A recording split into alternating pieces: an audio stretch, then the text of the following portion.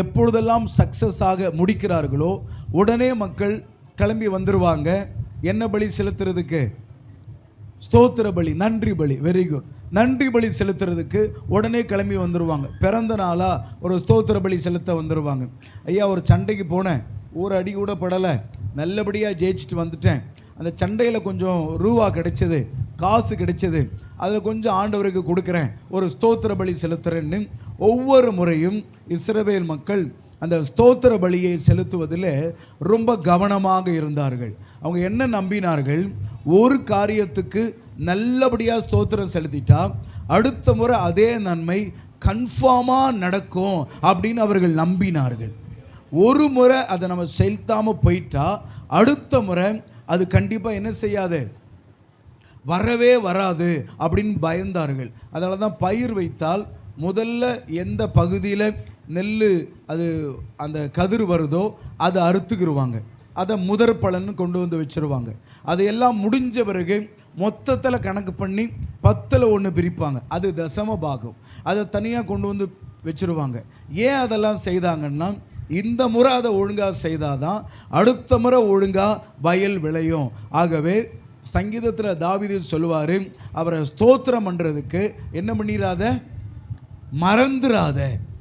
அவரை ஸ்தோத்திரம் பண்ணுறதுக்கு, அவரை துதிக்கிறதுக்கு, அவர் செய்த நன்மையை பாடுறதுக்கு என்ன பண்ணிடாத, மறந்துடாதன்னு சொல்லியிருக்கிறார். ஹல்லேலூயா. இதே மாதிரி அந்த ஸ்தோத்திரம் பண்ணுறதுக்கு அவர்கள் சில மெட்டீரியல்ஸுகளை உருவாக்கி வச்சுருந்தாங்க. என்ன மெட்டீரியல்ஸ் அப்படின்னா, ஏதோ வாய்க்கு வந்ததை பாடணும் அப்படின்னு நினைக்காம பாடல் புத்தகங்களை உருவாக்கி வச்சுருந்தாங்க. புது புது பாடல்களை ஆண்டவர்கிட்ட கேட்டு வாங்கிக்கிட்டாங்க. தாவீது 40ஆம் சங்கீதத்தில் சொல்வார், நான் பயங்கரமான குழியில் இருந்தேன், உளையான சேற்றில் இருந்தேன், என்னை தூக்கி எடுத்து என்னை கழுவி என் அடியை உறுதிப்படுத்தி என்னை கண்மணி மேலே நிறுத்தி என் வாயில் கர்த்தரை துதிக்கிற புதிய பாட்டை தந்தீங்க. அவங்களே புது புது பாட்டெல்லாம் எழுதினாங்க, புது புது பாட்டெல்லாம் பாட ஆரம்பித்தாங்க, நல்லா துதிக்க ஆரம்பித்தாங்க. அவங்க புரிஞ்சுக்கிட்டாங்க, நம்ம துதிச்சுக்கிட்டே இருந்தால், ஸ்தோத்திரம் பண்ணிக்கிட்டே இருந்தால் நமக்குள்ள பயம் வராதான். ஹல்லேலூயா. துதிச்சுக்கிட்டே ஸ்தோத்திரம் பண்ணிக்கிட்டே இருந்தால் அவிசுவாசம் உள்ளே வராதுன்னு கண்டுபிடிச்சாங்க. துதிச்சுக்கிட்டு ஸ்தோத்திரம் பண்ணிக்கிட்டே இருந்தால் நம்ம பின்வாங்கி போக மாட்டோம் அப்படின்றத அவங்க கண்டுபிடிச்சாங்க. துதிச்சுக்கிட்டு ஸ்தோத்திரம் பண்ணிக்கிட்டே இருந்தால் ஆண்டவர் நம்ம மேலே பிரியமாக இருந்துக்கிட்டே இருப்பார் அப்படின்னு அவங்க நம்பினதுனால அவங்க ஸ்தோத்திர பாடல்னே ஒரு பாடல் வச்சுருந்தாங்க, விசுவாச பாடல் அப்படின்னு வச்சுருந்தாங்க. பாடுறதுக்குன்னே சில குழுக்களை வச்சுருந்தாங்க. இன்றைக்கி கூட இந்த வருஷம் முடிகிறதுக்குள்ள நீங்கள் ஒரு நாளையாவது ஒதுக்கி ஒரு 3 மணி நேரமாவது குறைந்த பட்சத்தில் அல்லது 2 மணி நேரமாவது ஒதுக்கி இந்த நாள் முழுவதும், இந்த வருஷம் முழுவதும் ஆண்டவர் உங்களுக்கு செய்த நன்மைகள் எல்லாம் நினச்சி, கற்றுக் கொடுத்த பாடங்களை நினச்சி, அவர் நடத்தி சென்ற வழிகளெல்லாம் நீங்கள் நினச்சி ஆண்டவரை நீங்கள் துதிக்கும் போது ஒரு அப்படியே ஒரு விசுவாசம் கபகபன்னு பொங்கி வரும். அப்படி துதிச்சுக்கிட்டு இருக்கும் போதே அடுத்த வருஷத்துக்கான வெளிப்பாடுகளை கர்த்தர் கொடுக்க ஆரம்பிச்சிருவார். ஹல்லேலூயா. நல்ல கைத்தடி துதிக்கலாமா? நல்ல கைத்தடி துதிக்கலாமா? ஓ நன்றி ஆண்டவரே, நன்றி நன்றி நன்றி. நல்ல கைத்தடி துதிக்கலாமா? ஓ நன்றி இயேசுவே, நன்றி இயேசுவே, நன்றி இயேசுவே, நன்றி இயேசுவே. சரி, இது தொடர்ந்து கொஞ்சம் கவனிப்போம். அப்போது பழைய ஏற்பாட்டில் இந்த ஸ்தோத்திரம் பண்ணுறத ஒரு கட்டளையாகவே வச்சுட்டார். விரும்பினா காணிக்க கொடுங்க, இல்லைனா கொடுக்க வேண்டாம் என்றது புதிய ஏற்பாடு. இது புதிய ஏற்பாடு. விரும்பினா நீங்கள் முடிஞ்சால் கொடுங்க சிஸ்டர், பரவாயில்ல சிஸ்டர், இன்றைக்கி கேரல் ரவுண்ட்ஸு டீ கொடுத்தாலும் கொடுங்க, காஃபி கொடுத்தாலும் கொடுங்க, இல்லைனாலும் பரவாயில்ல. இது புதிய ஏற்பாடு. பழைய ஏற்பாடு எப்படின்னா, தேவன் எதை ஃபிக்ஸ் பண்ணாரோ அதை தான் கொடுக்கணும். இப்போ புதிய ஏற்பாட்டில் நாங்கள் ஃபிக்ஸ் பண்ண முடியல. ஏன் முடியலன்னா, அப்படி புதிய ஏற்பாட்டில் இல்லை. இன்றைக்கி கேரளா ஒன்று வருவோம், உங்கள் வீட்டில் கேசரி, உங்கள் வீட்டில் கார போண்டா, உங்கள் வீட்டில் பாதாம் கீர், இப்படி சொல்ல முடியுமா? பாஸ்டர் சாப்பாடுறாமன்னு நினச்சிருவீங்க. ஆனால் கூட வரவங்க சாப்பிட்றாங்களா, நாங்கள் சாப்பிட்றாங்களா நீங்களே உங்களுக்கே தெரியும். நாங்கள் ஒரு ஐயப்பாவும் வாய் வைக்கிறது கூட முடியாது, வயிறில் இடம் இல்லை. இதை நாங்கள் ஃபிக்ஸ் பண்ண முடியாது. இதே மாதிரி தான் காணிக்க. சிஸ்டர் ரசமாங்க கொடுத்தா சர்ச்சுக்கு வாங்க, இல்லைன்னா நின்றுங்க. நாங்கள் சொல்ல மாட்டோம், சொல்லவும் கூடாது. ஏன்னா இட்ஸ் நியூ டெஸ்டமெண்ட். பழைய ஏற்பாட்டில் எப்படின்னா இட்ஸ் எ ஃபிக்ஸட். பழைய ஏற்பாட்டில் நீங்கள் மினிமம் இதையாவது செய்யணும், இட்ஸ் எ ஃபிக்ஸட். பழைய ஏற்பாட்டில் காணிக்கை என்பது நாம் கொடுக்கறது இல்லை, அவர் என்ன சொன்னாரோ அதை கொடுக்கணும். நீ காளைனா காளை கொண்டு வரணும், அது ஆம்பளை மாடுன்னா ஆம்பளை மாடு. ஐயோ இல்லையே பாஸ்டர் பொம்பளை மாடு தான் இருக்குது, கொண்டு வரக்கூடாது. 1 வயசு மாடுன்னா கரெக்டாக 1 வயசு மாடு, முத்தனை மாடு பாஸ்டர், அது கொடுக்கக்கூடாது. பழைய ஏற்பாட்டில் காணிக்கை என்பது கர்த்தர் கேட்டதை கொடுத்தார்கள். அல்லேலூயா. புதிய ஏற்பாட்டில் கேட்டாலும் கொடுக்க மாட்டார்கள். அதான் நமக்கு கொண்டாட்டம். பழைய ஏற்பாட்டில் காட் ஃபிக்ஸ்டு. காளையாக இருக்கணும், இத்தனை வயதாக இருக்கணும், அல்லது ஆட்டுக்கடாவாக இருக்கணும், புறாவாக இருக்கணும், அல்லது புறா கொஞ்சா இருக்கணும். அப்படின்னா புறா தான். காகத்தை கொண்டு வர முடியாது, மயில் கொண்டு வர முடியாது, கிளியை கொண்டு வர முடியாது. அப்பொழுது காணிக்கை ஃபிக்ஸ் பண்ணப்பட்டது. ஃபிக்ஸ் பண்ணதுனால சிலருக்கு அது கஷ்டமாக இருந்துச்சு. காணிக்கையை ஃபிக்ஸ் பண்ணிட்டா மக்கள் சிலருக்கு கொடுத்துருவாங்க, சிலருக்கு எப்படி இருக்கும், கஷ்டமாக இருக்கும். அது என்ன 500ன்னு சொல்கிறீங்க, முடிஞ்சால் கொடுங்கன்னு சொல்லுங்களேன், 50 ரூபாயை கூட கொடுப்போமே. சிலருக்கு கஷ்டமாக இருக்கும். ஆனால் அப்படிப்பட்ட காலகட்டத்தில் வாழ்ந்த தாவீது என்ற மனுஷன் ஃபிக்ஸ் பண்ணதையே கொடுக்க முடியாத காலத்தில் யாருமே நினச்சி பார்க்காத அளவிற்கு கர்த்தரை அவர் துதிக்க ஆண்டவர் கிருபை செய்தார். ஹல்லேலூயா, ஹல்லேலூயா. நல்ல கைத்தட்டி. தீனா இங்கே வந்து உட்காந்துக்கிறியா? நல்ல கைத்தட்டி கர்த்தரை துதிக்கலாமா? நல்ல கைத்தட்டி ஹல்லேலூயா, ஹல்லேலூயா. இவ்வளோ தான் கைத்தட்டுவீங்களா? இப்போ கைத்தட்டினா 1000 ரூபாய் அப்படின்னா நல்லா கைத்தட்டுவீங்க. எல்லாம் துட்டுக்கு தான், எல்லாம் துட்டு. கைத்தட்டினா 1000 ரூபாய், அல்லேலூயா சொன்னால் 2000 ரூபாய், பிரசங்கம் பண்ணால் 10,000 ரூபாய்னா அடுத்த வாரமே வந்துடுவீங்க பிரசங்கம் பண்ணுறதுக்கு. காசு கொடுத்தா அவனை எல்லாம் சரிதான். தேவ பிள்ளைகள் பாருங்கள், எதனால் என்றால் இந்த ஃபிக்ஸ் பண்ணபடி கொடுக்கணும்னு அவர் நினைக்கல, ஆவியின் படி, ஏவுதலின் படி, சந்தோஷத்தின் படி. அல்லேலூயா. நான் 1 நபரை காமிச்சிட்டு என்னுடைய அடுத்த பகுதிக்கு போகிறேன். மத்தேயு புத்தகத்தில்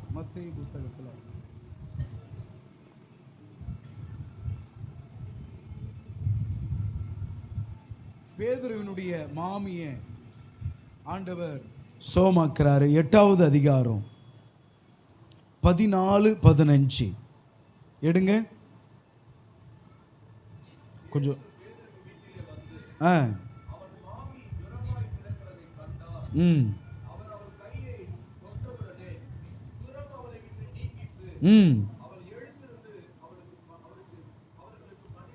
சரி கவனிங்களேன். இது எல்லாமே வசனம் சொல்லலை, அப்படி நான் பொதுவாக சில காரியத்தை சொல்கிறேன், கவனிங்க. ஆண்டவர் சிலருக்கு நன்மை செய்தார். ஒருத்தவங்களுக்கு என்ன நன்மை செய்தார்? ஜுரம் சரியாயிருச்சு.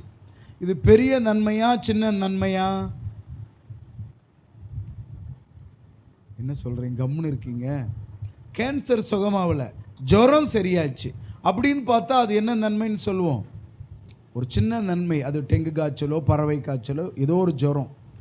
இப்படி சிலருக்கு ஆண்டவர் நன்மை செய்யும் போது அவர்கள் எழுந்திருந்து அவங்க பெற்ற நன்மைக்கு ஏற்ற விதத்தில் கர்த்தருக்கு நன்றியாக இருந்தாங்க.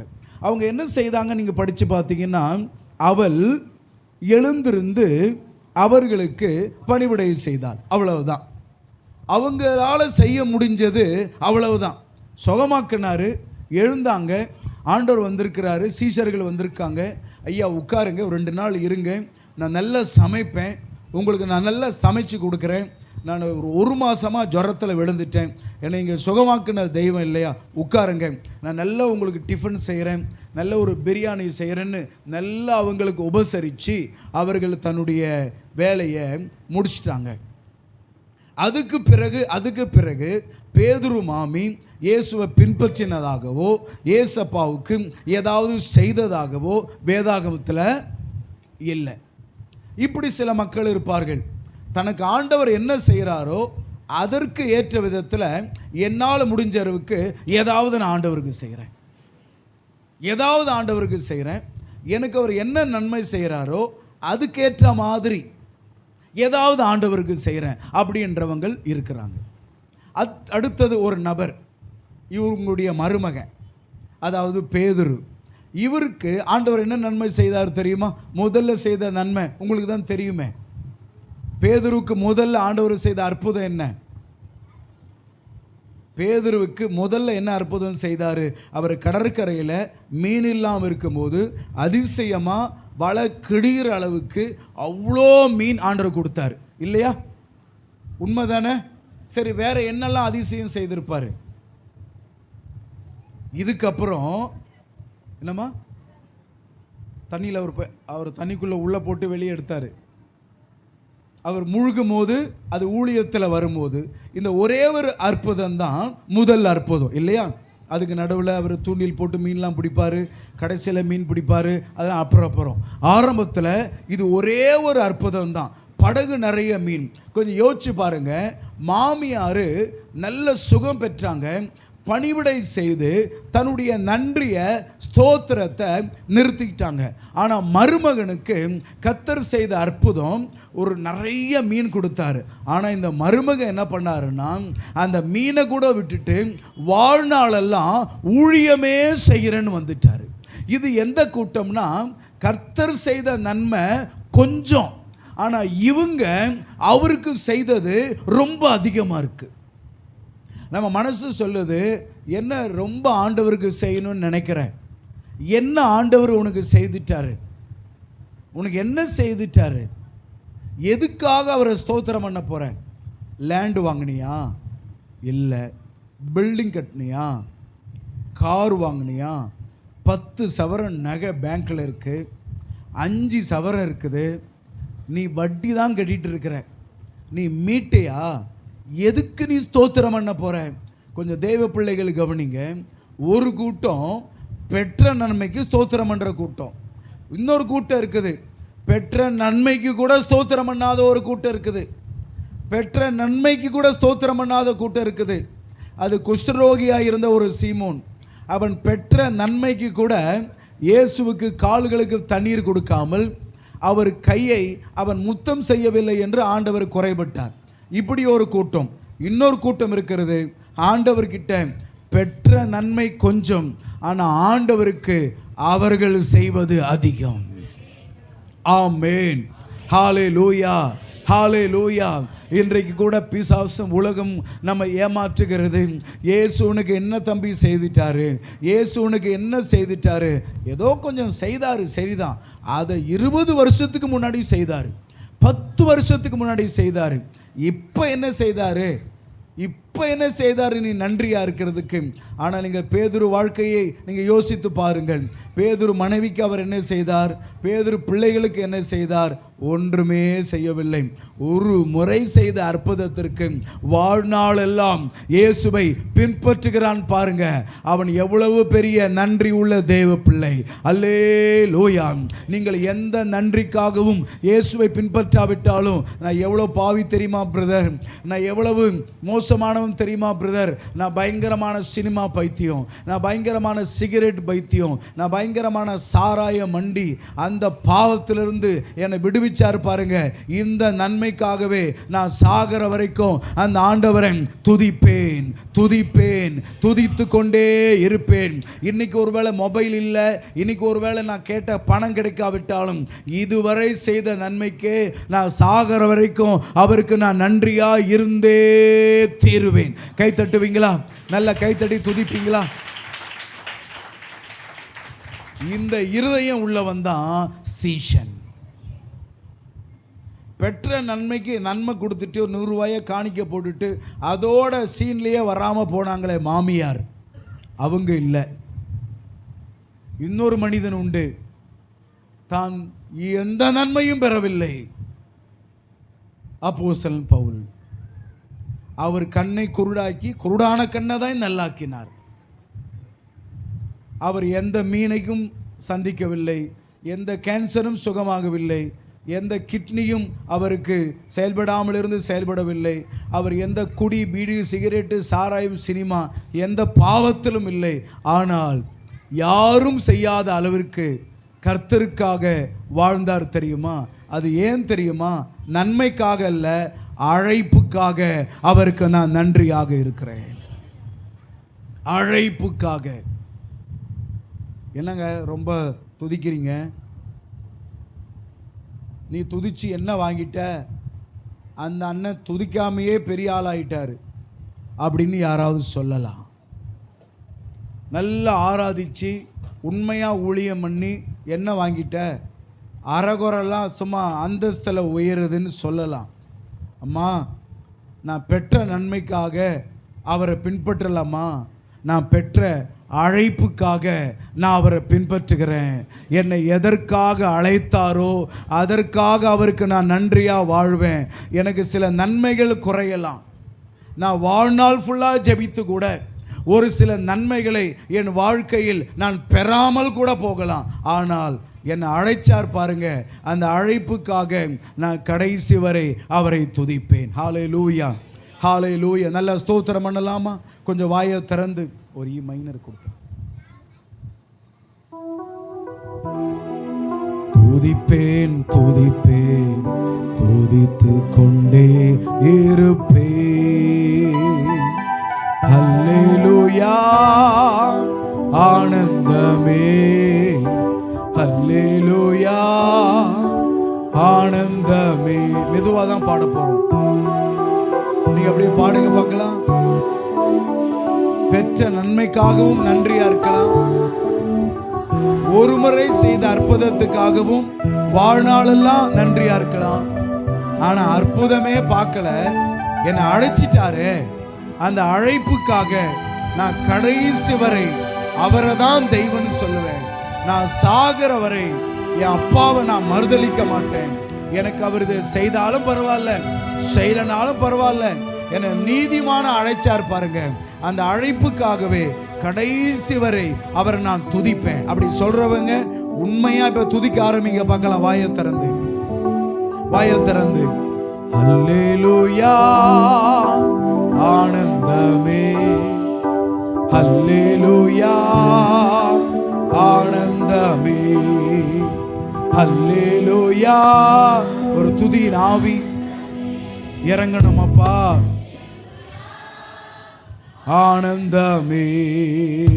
துதிப்பேன் துதிப்பேன் துதித்து கொண்டே இருப்பேன். துதிப்பேன்.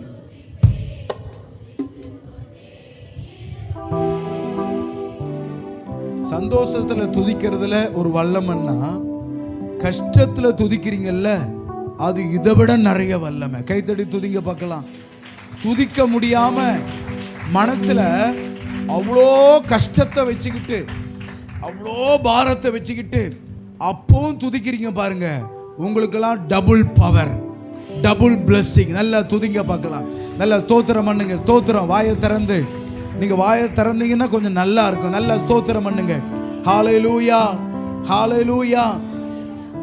எப்படி நம்ம துதிக்கலாம் என்பதற்கு சில ஆலோசனைகளை நான் சொல்லிட்டு இன்னும் அடுத்த செக்ஷனுக்கு போறேன். நாம் துதிப்பதற்கு திட்டமிட்டு துதித்தால் ரொம்ப ஆசீர்வாதமாக இருக்கும்.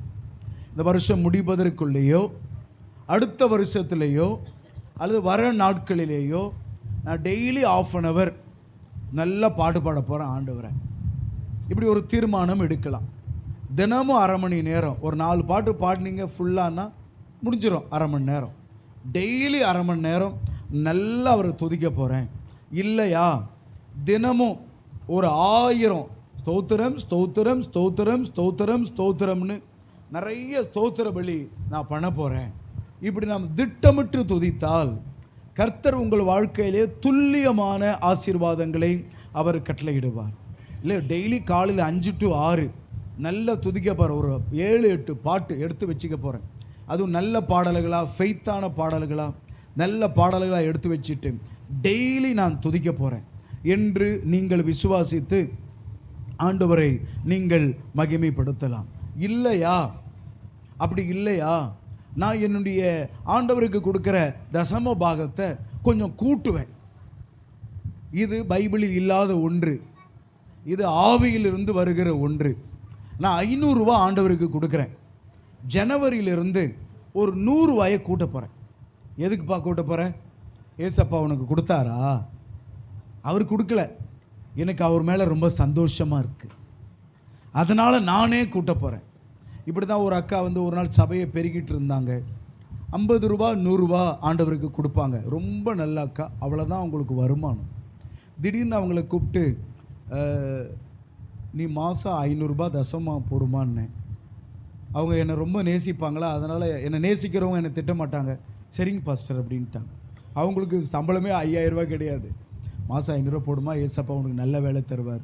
அந்த அடுத்த மாதம் அப்படியே போட்டுருச்சு. ஆனால் வேலை வர்றதுக்கு முன்னாடி 2 மாதத்தில் 12000 ரூபா உள்ள சம்பளத்தை கொடுத்துட்டாரு கர்த்தர். அன்றைக்கி ஒரு முறை தான் வாழ்க்கையில் கத்தே கொடுத்தேன். இது வரைக்கும் 5 வருஷம் ஆயிடுச்சு. இதுக்கப்புறம் அவங்ககிட்ட நான் பணத்தை பற்றி பேசினதே இல்லை. எப்போமாவது ஆவியானவர் பேசினாதான் அதை சொல்வனே தவிர, நானாக யார்கிட்டையும் போயிட்டு எங்கள் விசுவாசிங்க யாருடைய சம்பளம் எனக்கு தெரியவே தெரியாது. நான் அதை பற்றி ஒரு நாளும் கேட்டதும் கிடையாது. அது எனக்கு தேவையில்லாத பணி. ஒருவேளை உங்களோட ஆவியானவர் பேசினா எனக்கு அவர் செய்த நன்மைக்காக இந்த தசமபாகத்தை ஒரு 3 மாதத்துக்கு ஒரு முறை, 4 மாதத்துக்கு ஒரு முறை ஒரு 100 ரூபாயை நான் கூட்டலாம். இப்படி தான் எனக்கு ஆண்டவர் கற்றுக் கொடுத்த பாலிசி. இதெல்லாம் ஒரு 100 ரூபாயை ஏற்றுறேன். 500 ரூபா கொடுக்குறேன் 5 வருஷமாக. ஒரு 100 ரூபாய் ஏற்றுறேன். ஃப்ரம் ஜனவரியிலேருந்து, ஈஸ்டர்லேருந்து இன்னொரு 100 ரூபா, அடுத்த ஒரு 3-4 மாதத்தில் இன்னொரு 100 ரூபா. தேவனை இப்படி நீங்கள் நன்றி செலுத்தி பாருங்கள். இப்படி நீங்கள் தேவனை துதித்து பாருங்கள். அவர் எனக்கு எவ்வளோ நன்மை செய்திருக்கிறாரு. யாரோ ஏழைங்களுக்கு எதாவது நான் செய்ய போகிறேன், ஏதாவது ஏழைங்களுக்கு செய்ய போகிறேன். ஏன்ட்டு ஆண்டவரை பற்றி பேசிக்கிட்டே இருப்பார். என்னுடைய பர்சனலுக்கு பேசிக்கிட்டே இருப்பார். சரி, ஒரு 500 ரூபா 1000 ரூபா மாதத்துக்கு ஒதுக்கிடுவோம். பிச்சைக்காரங்களுக்கு, பரதேசிகளுக்கு ஏதாவது ஒன்று பண்ணுவோம். ஸ்தோத்திரத்துக்குன்னு ஏதாவது ஒன்று ஒதுக்குவோம்.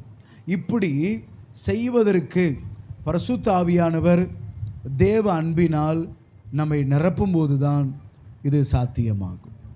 அல்லேலூயா. உங்களோட ஆவியானவர் எப்படிலாம் அவருக்கு நன்றியாக இருக்கணும்னு நீங்கள் நினைக்கிறது ஒரு பக்கம் இருந்தாலும், அவர்கிட்டயே ஐடியா கேளுங்க. அல்லேலூயா. அவர்கிட்டயே ஐடியா கேளுங்க. அவரே உங்களுக்கு சில ஆலோசனைகளை தருவார். எனக்கு கூட ஒன்றுமே தெரியாது. நான் அவர்கிட்ட தான் ஐடியா கேட்பேன். அவரே எனக்கு ஐடியா கொடுப்பார். நீ இந்த மாதிரி செய், நீ இந்த மாதிரி பண்ணு, நீ இப்படி துதி, நீ இப்படி பாட்டு பாடு, நீ இப்படி ஆராதனை பண்ணு, நீ இப்படி காணிக்க கொடுத்து பாரு, உன்னை நான் ரொம்ப ஆசீர்வதிப்பேன். அவர் தான் யோசனையில் பெரியவர். அல்லேலூயா. செயலில் அவர் ரொம்ப வல்லவர். ஆமேன். இன்னும் ஒரு காரியத்தை நான் சொல்லிவிட்டு நான் சொன்ன அந்த அடுத்த செக்ஷனுக்கு போயிடுறேன். ரொம்ப நேரமாக சொல்லின்னு தான் இருக்கிறேன். சரி, கவனிங்களேன். தேவன் இந்த பாட்டு பாடுறதுன்னா அவருக்கு ரொம்ப பிடிக்கும் தான். உண்மை தானே? ஆராதிக்கிறதுன்னா ரொம்ப பிடிக்கும் தான். துதிக்குன்னா ரொம்ப பிடிக்கும் தான். இப்படி ஆண்டவரை ஒரு முறை நீங்கள் துதிச்சிட்டிங்கன்னா அவர் ரொம்ப சந்தோஷப்படுவார், அவர் ரொம்ப மகிமைப்படுவார். ஆனால் என்ன அதில் அடுத்த ஒரு விஷயம் இருக்குன்னா, யார் அவரை நல்லா ஸ்தோத்திரம் பண்ணுறாங்களோ அவங்க இப்படி தான் வாழணும்னு அவர் நினைப்பார். அல்லேலூயா. இப்போ அந்த 2வது பகுதி முதல் பகுதியை விட ரொம்ப முக்கியத்துவம் வாய்ந்ததாக மாறுகிறது. நல்ல ஸ்தோத்திரம் பண்ணிட்டு வீட்டுக்கு போயிட்டு கெட்ட வார்த்தை பேசிட்டோன்னா முதல்ல நம்ம துதிச்சதே வேஸ்ட் ஆகிடும். முதல் பகுதியில் நல்லா ஆராதிச்சுட்டு 2வது பகுதியில் கொஞ்சம் பொறுமையாக இல்லாமல் போயிட்டோன்னா முதல் பகுதியே வேஸ்ட்டாக போயிடுது. அப்போது நிறைய ஆராதனை வீரர்களுக்கு ஃபெயிலியர் ஏன் வருது? நிறைய ஆராதனை வீரர்களுக்கு ஏன் பிளெஸ்ஸிங் இல்லைன்னா, பாட்டு பாடுறதுல பிரச்சனை இல்லை, துதிக்கிறதுல பிரச்சனை இல்லை, ஸ்தோத்திரம் பண்ணுறதுல பிரச்சனை இல்லை.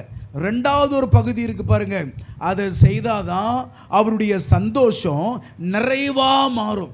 இப்போ நம்ம நல்லா துதிச்சுட்டு என் அக்கா வீட்டுக்கு போயிட்டு வீட்டுக்காரங்கிட்ட போய் மூஞ்சேத்தியும் பாரு அந்த ஆளுக்கு அப்படின்னு கேட்டால் உடனே அவர் சொல்வார், சர்ச்சில் அப்படியே குச்சி குச்சி ஆராதிக்கிறேன், இங்கே வந்த உடனே எரிஞ்சு எரிஞ்சு பேசுறியா?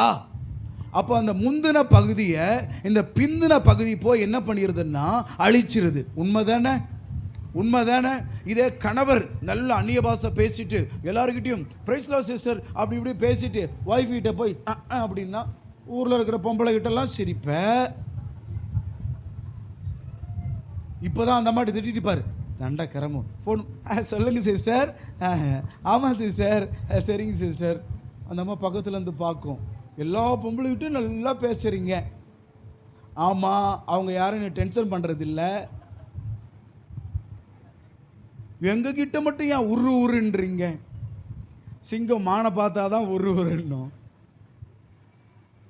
நம்ம நல்லா துதிச்சுட்டு ஆசீர்வாதம் இல்லை என்றால் வாழ்க்கை மாற்றப்பட வேண்டும். வாழ்க்கை மாற்றப்பட வேண்டும். நாம் வெறும் ஸ்தோத்திர பலி பண்ணிட்டு, வெறும் பாடல் பாடிட்டு, வெறும் அந்நிய பாஷை பேசிட்டு அப்படியே வீட்டுக்கு போனால் ரொம்ப மகிமையான காரியங்கள் நடக்கும்னு நம்ம நம்பிடவே கூடாது. இந்த ஆராதனை முடிஞ்சு வீட்டுக்கு போகிறோம் பாருங்க, அங்கே தான் சோதனை. பஸ் ஸ்டாண்டு, ஆட்டோ ஸ்டாண்டு, வீட்டுக்கு போகிற வழி, கீழே இந்த பிரதர் ஆராதிச்சுட்டு இறங்கும் போதே, பைக் எடுக்கும் போதே ஒய்ஃப் கேட்பாங்க, காசுக்குதா? அவர் ரொம்ப ஆவியில் அன்றைக்கி தான் ஸ்தோத்திர காணிக்கையே போட்டுட்ருப்பார். எல்லாத்தையும் எடுத்து பசங்களுக்கு கறி வாங்கணும். காசு இல்லையே. இதுக்கெல்லாம் இருக்காது உனக்கு காசு. ஆமாம், நான் கேட்டால் தான் இருக்காது. மேலே பத்தினது பத்தாமல் கீழையும் கொஞ்சம் பற்றிக்கிச்சு. கீழே பையன் லாலிபாப்பு கடையை காட்டுவான், பொண்ணு KFCயை காட்டும். ஒவ்வொன்றும் ஒவ்வொரு மூளைக்கு பிரிஞ்சு போயினே இருக்கும். எதுவும் கீழ்ப்படியாது. வீட்டுக்கு போனவுடனே தம்மால் அந்த சில்வர் தட்டை போட்டு உடைச்சி காலையிலேயே இவ்வளோ குழம்பு வச்சுட்டு வந்து தொலையிடின்னேன். 1 மணிக்கு போய் பற்ற வைக்கிறான், மனசாட்சி இல்லாதவன். டமால் டமால் தட்டு பரப்பர, குண்டா பரப்பர, கரண்டி பரப்பர. இதில் அந்த பசங்க யாருன்னா எப்படின்னா போங்க, அந்த ஃபோனை மட்டும் என் கையில் கொடுத்துருங்கடா சாமி. நீங்கள் மண்டியாவது உடைங்க, கொண்டையாவது உடைங்க, ஏதாவது உடச்சக்கலையை சாப்பிட்டுக்குன்னு நீங்கள் ஆக்கிற வரைக்கும் நான் பாட்டுன்னு சின் சான்.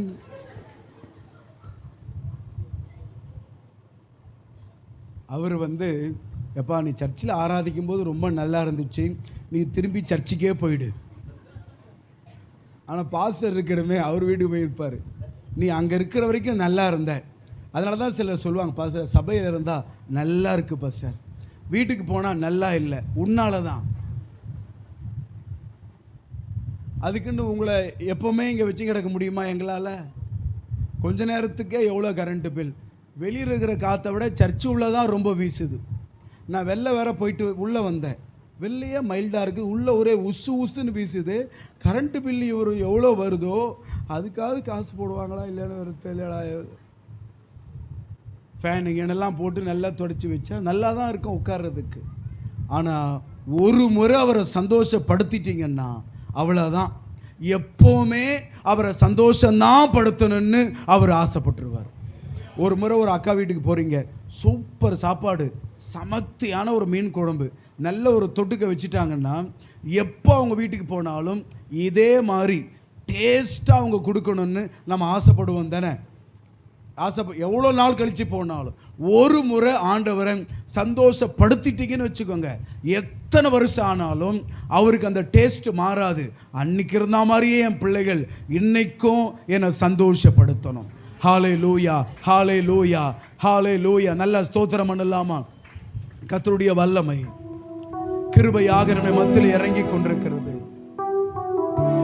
மறவாமல் நினைப்பவரே,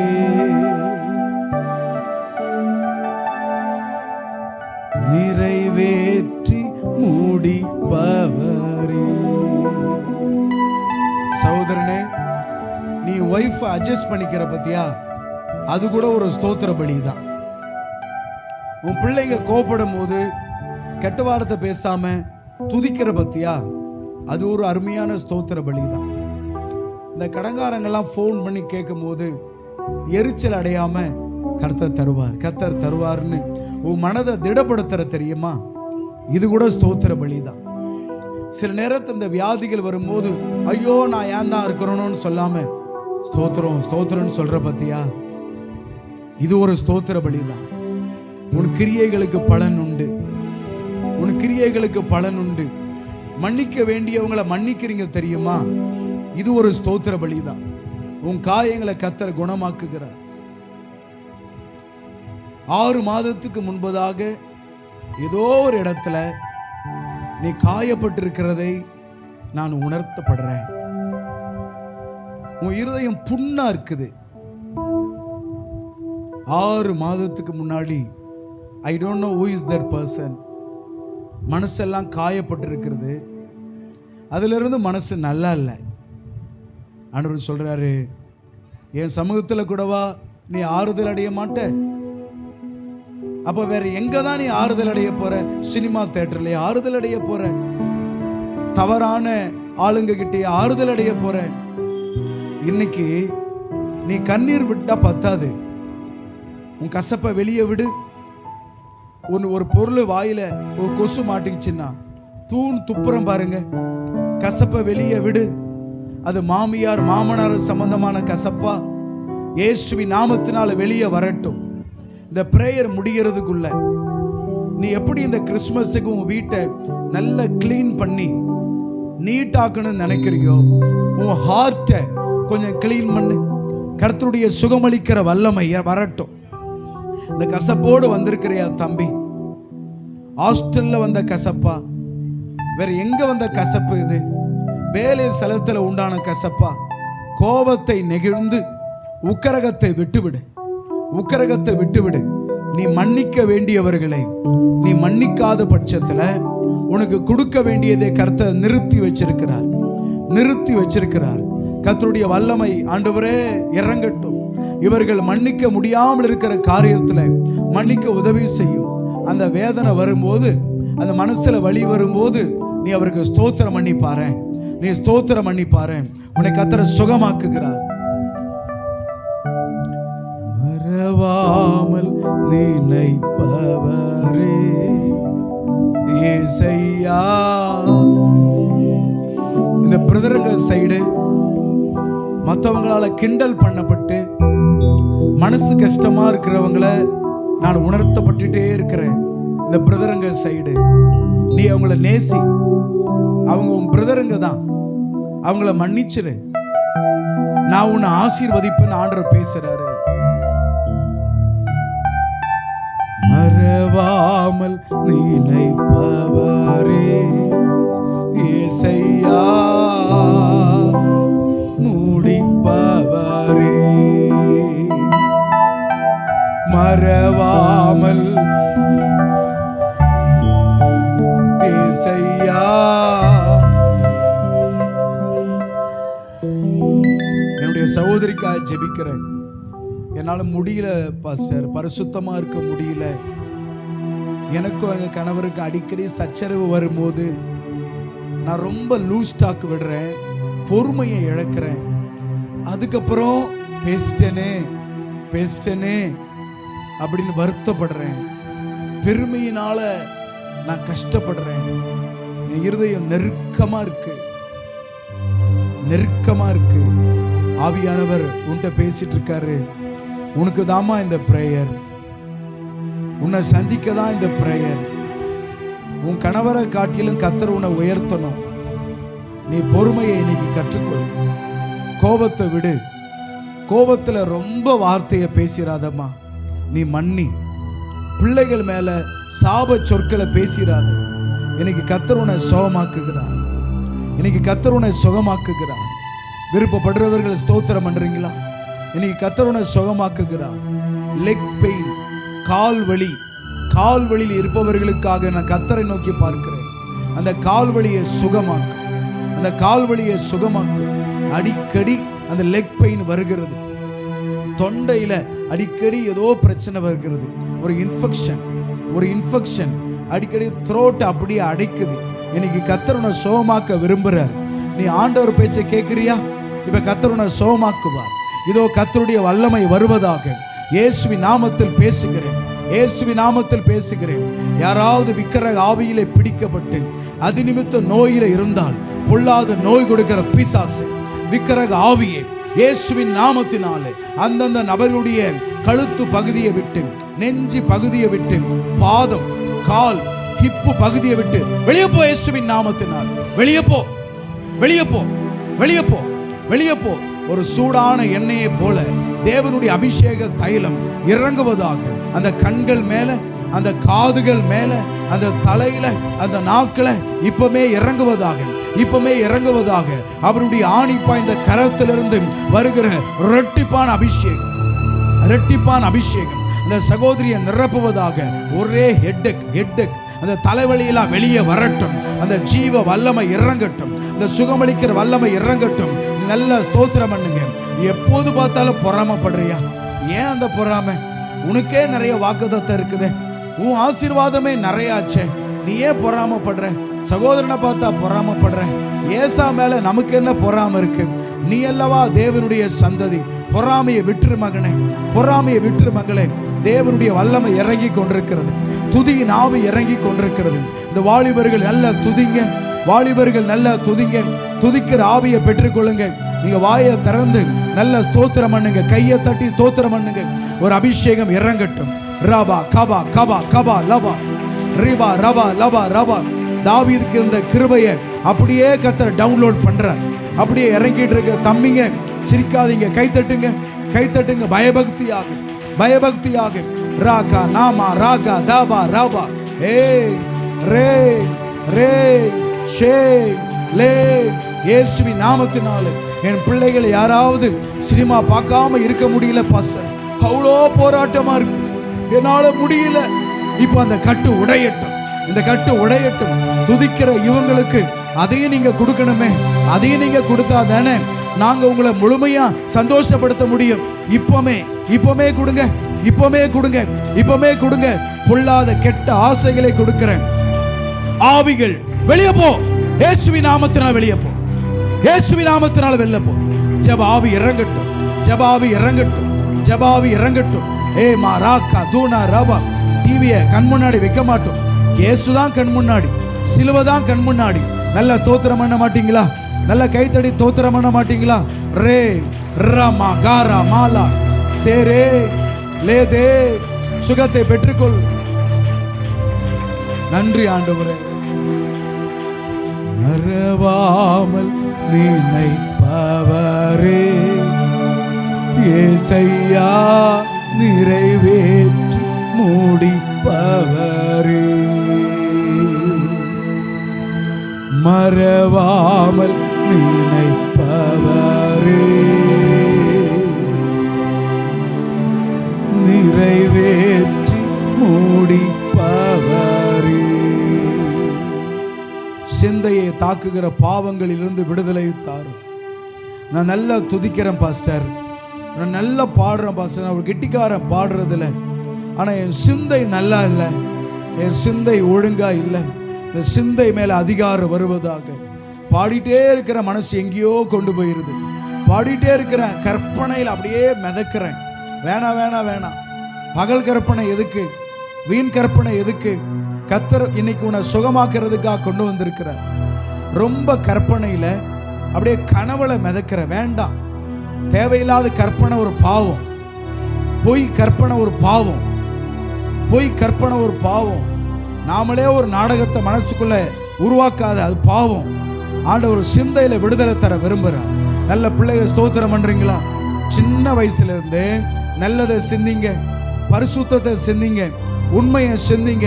அநேகருடைய உள்ளங்கள் இன்னும் ஆற்றப்படாமல் இருக்கிறத மறுபடியும் நான் உணர்த்தப்படுறேன்.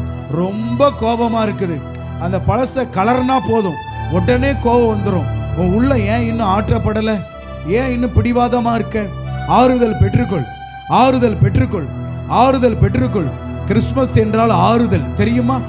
அவன் ஆறுதல் வர காத்திருந்தான், அவன் ஆறுதல் வர காத்திருந்தான். இன்னைக்கு உனக்கு ஆறுதல் வேணும். மனசெல்லாம் உடைஞ்சிருக்கிறத பார்க்கிறேன், குடும்பங்களை உடைஞ்சிருக்கிறத பார்க்கிறேன், கணவரோடு எரிச்சலை பார்க்கிறேன், பிள்ளைங்களை கண்டாவே அடிக்கிறத பார்க்கிறேன். இல்லை இல்லை இல்லை, இன்னைக்கு உனக்கு ஆறுதல் வேணும், உனக்கு ஆறுதல் வேணும். ஆவியானவனை அழுத்திட்டு இருக்கிறார். அந்த அக்காவை சுகமாக்காம போயிடாதப்பா, அந்த அக்காவை சுகமாக்காம போயிடாதப்பா. அவங்க ரொம்ப மனசு வேதனையில வந்திருக்கிறாங்கப்பா, அவங்கள சுகமாக்கு. இதோ சுகமளிக்கிற வல்லமை அந்த சகோதரி மேல இறங்கட்டும். நான் ரொம்ப மன அழுத்தமா இருக்கிறேன். யாற்ற சொல்லி அழுறது பிரதர்? யாற்ற சொல்லி அழுறது? சபையில என்ன முக்கியமா நினைக்கிறாங்க. நான் எப்படி சொல்ல அழ முடியும்? நான் எப்படி சொல்லி அழுறது? கர்த்தர் சொல்றார், ஏன்ட்ட சொல்லு, ஏன்ட்ட சொல்லு. உன்னை ஆறுதல் படுத்துகிற கர்த்தர், உன்னை ஆறுதல் படுத்துகிற கர்த்தர். எல்லா துக்கத்தை உமிழ்ந்து விடு, துக்கத்தை உமிழ்ந்து விடு. எல்லாம் துப்பட்டும் இயேசுவின் நாமத்தினால, இயேசுவின் நாமத்தினால. பொறாமைய பூணு ஊதிரு, ஊதிரு. எல்லாம் நல்லா துதிங்க பார்க்கலாம், நல்லா துதிங்க. யாரையோ கர்த்தர் பார்த்துட்டாரு, எனக்கு தெரியல, அவங்கள சுகமாக்காம விடக்கூடாதுன்னு கர்த்தர் நினைக்கிறார். அப்படியே துதிச்சிட்டே இருங்க. அந்த அக்காவை ஹீல் பண்ணுங்க, அந்த அண்ணனை ஹீல் பண்ணுங்க, ஹீல் பண்ணுங்க, ஹீல் பண்ணுங்க. பாவத்தினால மோசமாயிருக்கிறவங்களை ஹீல் பண்ணுங்க. தெய்வீக சுகமளிக்கிற வல்லமை, தெய்வீக சுகமளிக்கிற வல்லமை ரெண்டத்தனையா இறங்கி கொண்டிருக்கிறது, இறங்கி கொண்டிருக்கிறது, இறங்கி கொண்டிருக்கிறது.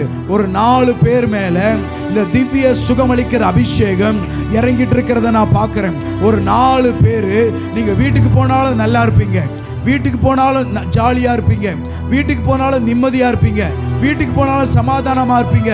சமாதானத்தின் கர்த்தர் தாமே உங்களோடு கூட வரப்போகிறாரு. கர்த்தருடைய அக்கினி இறங்கி கொண்டிருக்கிறது.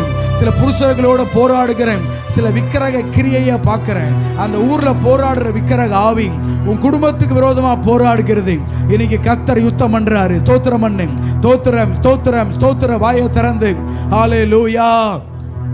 இல்லை இல்லை, இன்னும் ஆண்கள் பக்கத்தில் தேவன் நினைத்த ஒரு விடுதலை இன்னும் வரல, எனக்கு அது தெரியுது. சகோதரனே, உனக்கு விடுதலை வரல தானே? ஏன் ஜெபத்தை முடிக்கணும்னு நினைக்கிற? விடுதலை வரல தானே? ரா கா பாலா பாரா பாதா நாராபா. அந்த மனுஷன் நல்லா ஜெபிக்கிற மனுஷன், அவன் அப்படியே ஆஃப் பண்ணி வச்சு கிடக்குது. நல்லா ஜெபிக்கிற மனுஷன், காலையில் பாட்டு பாடுற மனுஷன், அந்த ஊர்ல இருக்கிற அந்த விக்கிரக ஆவி அவனை கெடுத்துக்கிட்டு இருக்குது. இன்னைக்கு கர்த்தர் சொல்றாரு, எழும்பு. நான் பெரிய ஆளா, அந்த விக்கிரக ஆவி பெரிய ஆளா? அவன் காலையிலேயே பாட்டு போடும் போது நீ ஜெபம் பண்ற ஆளு தானே, அவன் உன்னை இன்னைக்கு ஆஃப் பண்ணிட்டானா?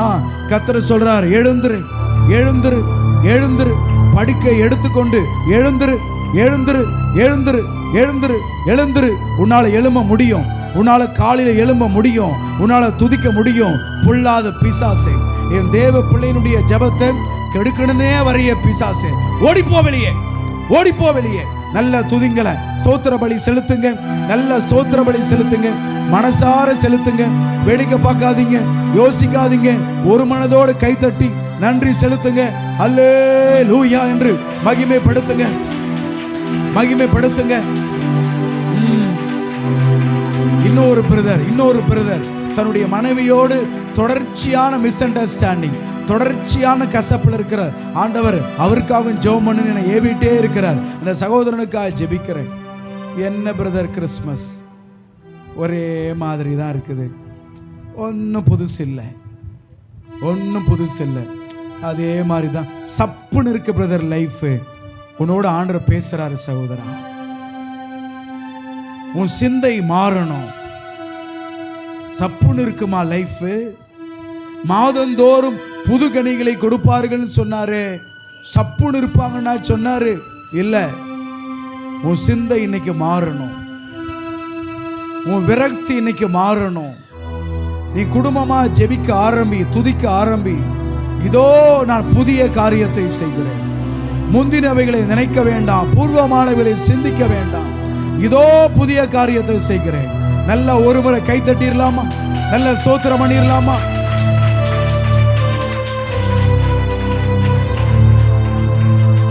ஹல்லேலூயா, ஆமென், ஆமென். தொடர்ந்து நாம் யோவான் புஸ்தகம் 5வது அதிகாரம் 1ஆம் வசனத்திலே ஆண்டவர் எனக்கு காண்பித்த அந்த வேத பகுதியை வாசிக்க போகிறோம். Book of John chapter 5 from verse 1 எடுத்துக்கோங்க, வேகமாக எடுத்துக்கோங்க.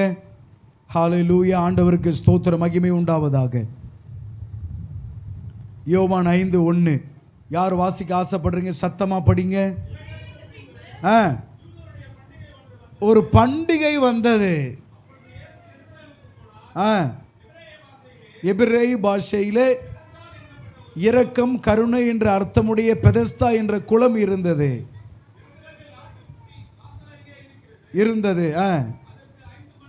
5 மண்டபங்கள் உண்டு. குருடர், சப்பானி, சூம்பின உருப்படியவர்கள், திரளான வியாதிக்காரர் அநேகர் படுத்திருந்து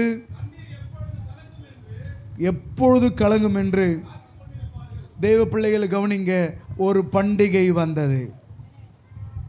இன்னைக்கு நமக்கும் ஒரு பண்டிகை வரப்போகிறது.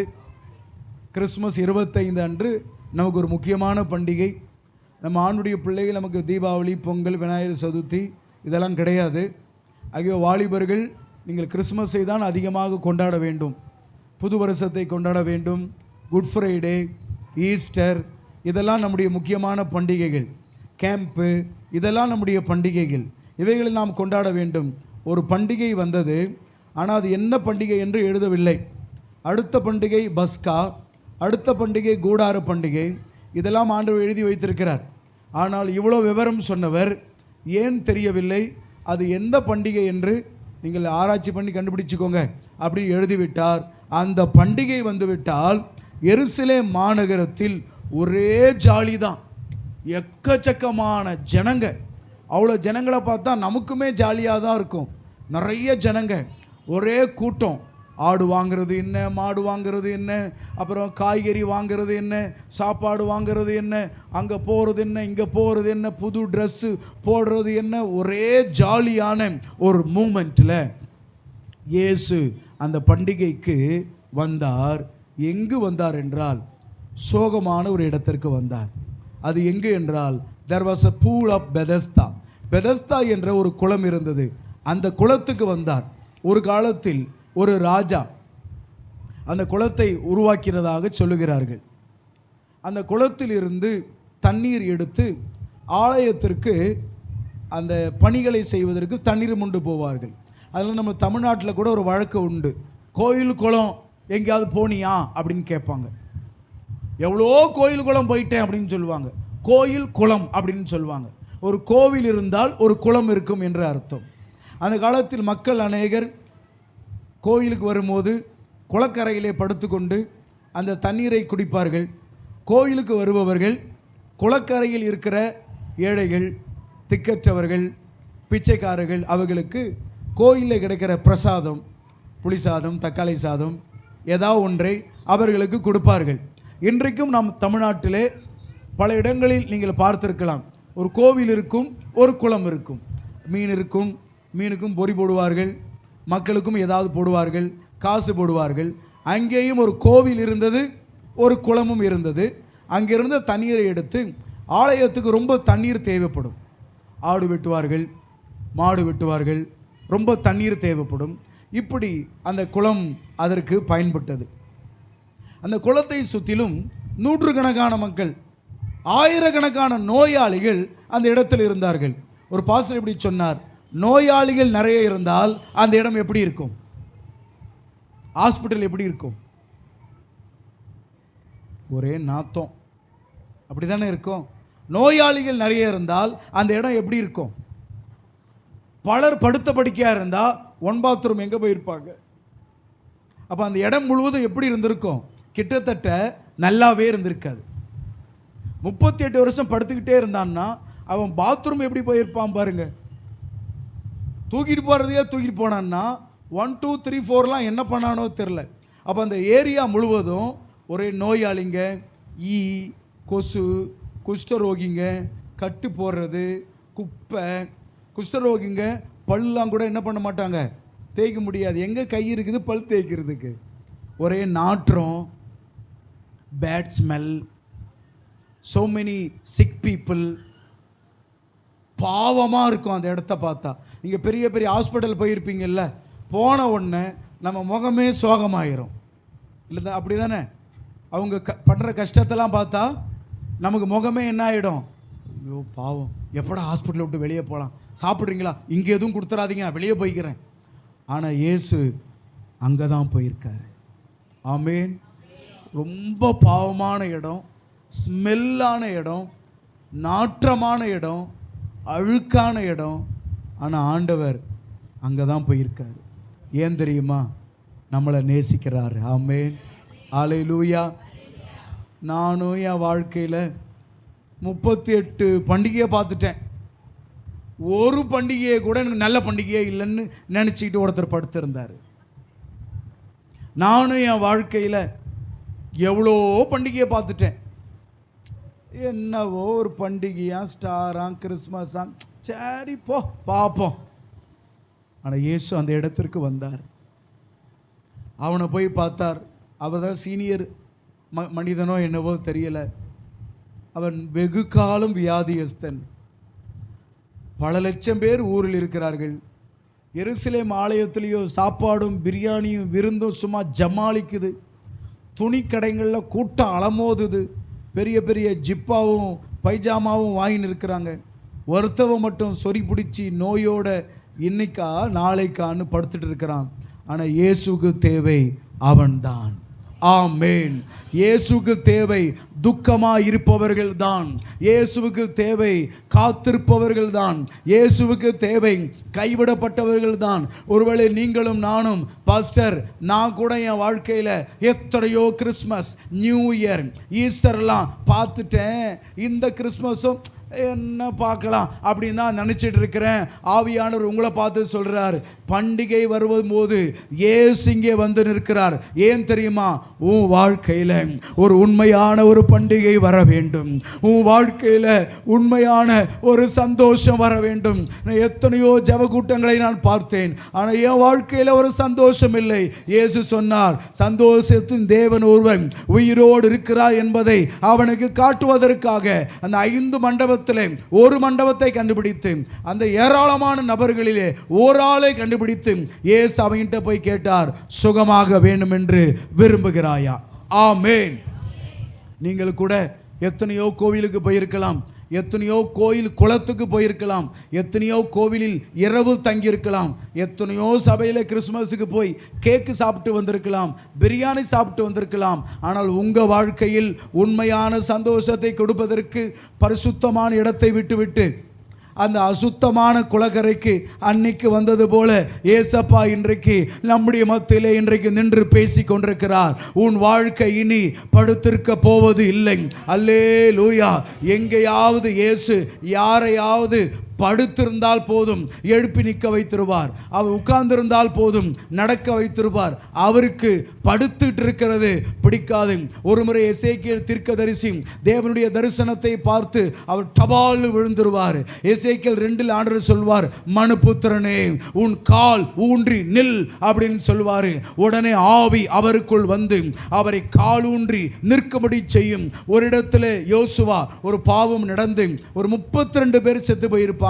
ஆயுப்பட்டண யுத்தத்தில் காலையிலிருந்து சாயங்காலம் வரைக்கும் உபவாசமா அப்படியே கிடப்பாரு. ஆண்டவர் சொல்வாரு, என்ன நீ முகங்குப்புற படுத்து கிடக்கிறேன், நீ எழுந்துரு, நீ என் பிள்ளை, என் பிள்ளைகள் சுறுசுறுப்பா இருக்கணும், உழைக்கணும், நிறைய வேலை இருக்கு, நிறைய ஊருக்கு போகணும், நிறைய ட்ராக்ஸ் கொடுக்கணும், நிறைய மீட்டிங் நடத்தணும், நீ படுத்துட்டு இருக்க கூடாது, எழுந்துரு என்று சொன்னது போல நீண்ட காலம் படுத்திருக்கிற மனிதனை பார்த்து சொல்றாரு, படுத்ததெல்லாம் போதும், இனி நீ எழும்ப வேண்டும், எழும்பின நீ நடக்க வேண்டும், நடந்த நீ ஒருவருக்கு சொல்ல வேண்டும், என்னை சுகப்படுத்தினவர் பெயர் இயேசு.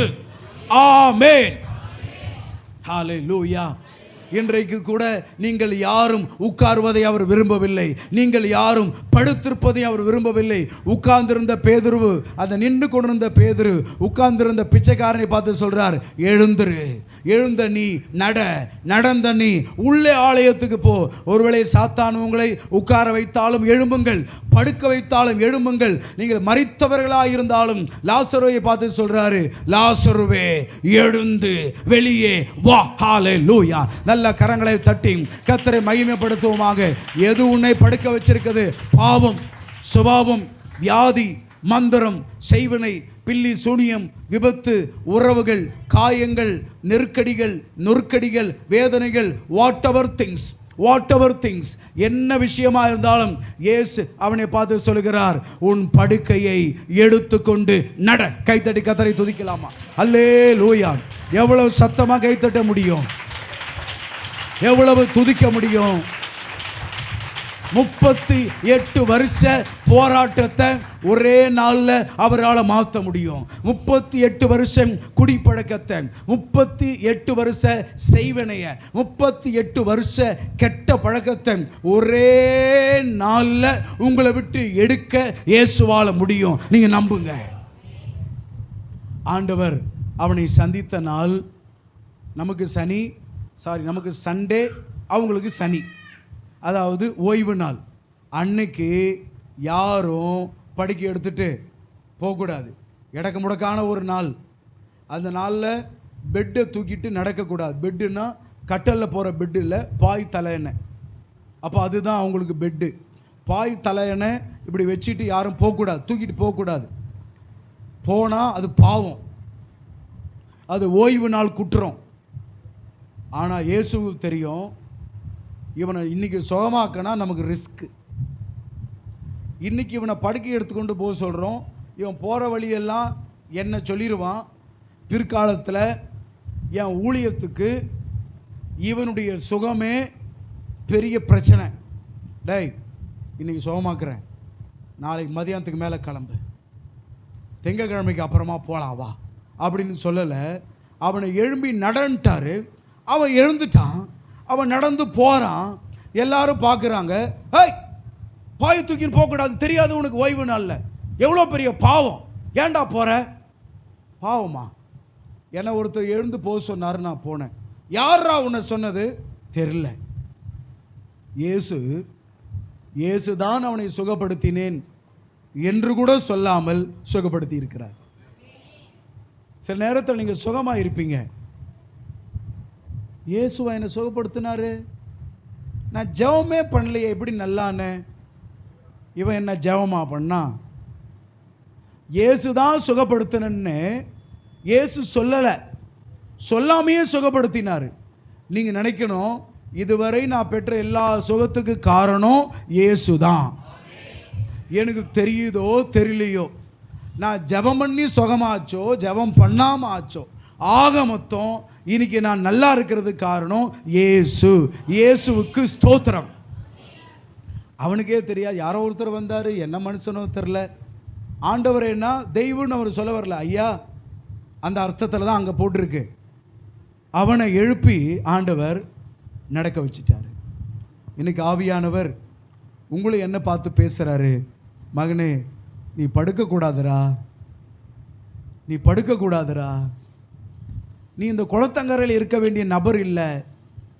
ஏதோ முற்பிதாக்களுடைய பாவம், மந்திரம், செய்வன, ஏவல், பில்லி, சூனியம், காத்து, கருப்பு, கழுப்பு, பழுப்பு உன்னை இப்படி ஆளாக்கிருச்சு.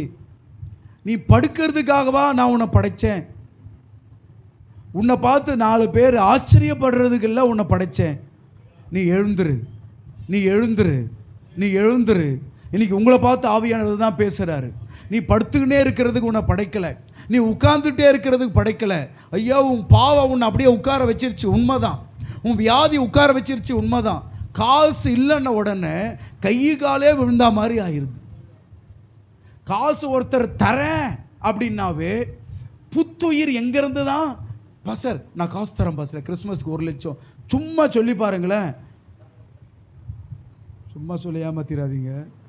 அப்படியே ஒரு கால் ஆடும், கை ஆடும். பாஸ்டர் இந்த கிறிஸ்மஸ்க்கு இல்லை, 20 வருஷம் கழித்து வர கிறிஸ்மஸ். ஆடா பாவி, இப்போ யாடா சொல்லுவேன் அதை.